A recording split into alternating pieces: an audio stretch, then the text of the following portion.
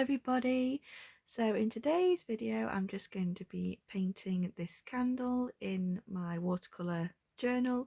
So this paper is 300 GSM, so it's quite a good quality paper. It's the Speedball watercolour journal, and I think it's the most expensive sketchbook I have in my collection at the moment. So I just went ahead and took this big paintbrush and tried to saturate the paper, but it came out a little bit more damp than soaking wet.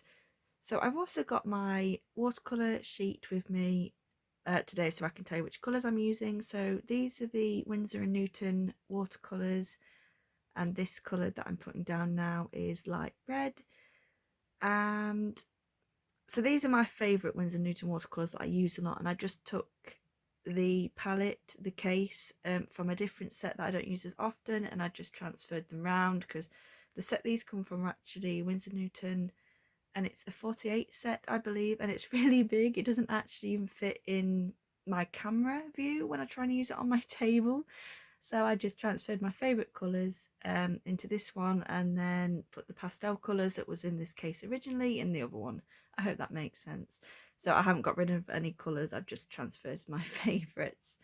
So this isn't the first time I've tried to do this painting. I did do a more of a bluey one. I used a lot of indigo. I did a blue kind of toned one, but I managed to lose the footage, so that was a bit of a shame. So this time I went for, like I said, the brownie look. So I believe I've added, I think it's Vandyke Brown into the light red, and I tried to go for a warmer tone for this candle painting than the light blue I did in the other one.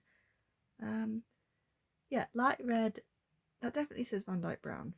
I'm so bad with the colours, that's why I've got this paper, but I do need to rewrite these colours because it's got paint all over it because I keep it in my case. So I'm just going ahead and I don't know, I was trying to get a circular gradient, so I was trying to do it so the, I don't know, the background looked like the light was coming from the candle. That was the idea I had in my mind, so I was just going around fiddling around with it, adding more. Yeah, that is the Vandyke Brown. It's alright, I got a bit distracted. That is the Vandyke Brown I'm using. I was just going around messing around, adding more water, changing the shapes. And there I did just add some indigo. I think I wanted the corners to be a little bit darker, but I didn't want them to be black. I didn't want it to be pitch black. I was definitely going for warm tones. Definitely trying to go for warm tones. So as you can see, this takes me quite a while to get the look I wanted. So now I'm just going to clean off my brush and then dry it, and I'm going to attempt to do the bokeh effect. I think it's pronounced bokeh or bokeh. Correct me if I'm wrong. I call it bokeh. I could be saying it wrong, but I had a little bit of trouble with this brush just because it felt, I don't know how to describe it. It sounds silly to say bendy, but the bristles, it just wasn't tough enough to get the circles. So as you can see, I'm struggling a little bit there, although I suppose bearing in mind I haven't done the bokeh effect a lot. I think I've done it once or twice in my past paintings, and yeah, I guess I just haven't had much experience with it. So I'm just going around and I just keep doing it until I'm satisfied with how it looks. But at some point, I think you'll see me change a brush, and the brush I ended up using worked incredibly well. Its bristles didn't feel as Brussels. Brussels?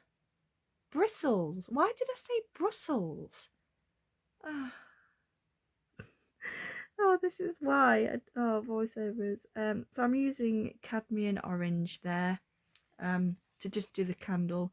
I'm doing wet and wet because I wanted the watercolour to cauliflower, so I could try and get like a glow around it. So I ended up using the same kind of principles for the bokeh effect, or bokeh effect, to dry it round so it looks like there's light shining off it.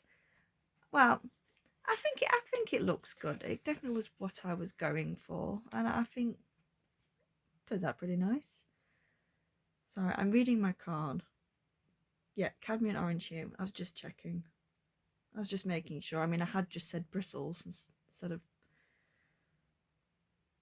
Brussels. You see, this is why I'm not the best at voiceovers. I trip over my words a lot, so I'm sorry for that. You may have to bear with me a little bit. So I'm still going around and still using the brush I was struggling with. I don't think I've changed it yet, so I'm just going around adding more circles. So yeah, there we go. So this is the brush I've decided to change to, and I get some nice, small and precise little circles that I was really happy with. Although the background is still slightly damp, which I believe the bokeh works the best that way. So some of them cauliflower out, but once it dries, it doesn't look as obvious. So now I'm going ahead using that same small brush and adding some of the colours I've already got in my palette, because I don't know, I liked the different colours of the little circles. I guess you could call them little circles. I don't know, I liked using the same colours. I didn't want to bring in a new colour because I was, like I said, I was going for a warm tone, and I just liked adding them to the background so it didn't look as bright, I guess, if that makes sense. I hope it makes sense. So that's what I'm going around with here. I quite like how it looks, but I guess I didn't need to go this overboard, because as I'm watching it now, because I'm doing a voiceover afterwards, I'm telling myself to stop. So the colour of the candle, I'm pretty sure I mixed the Cadmium Orange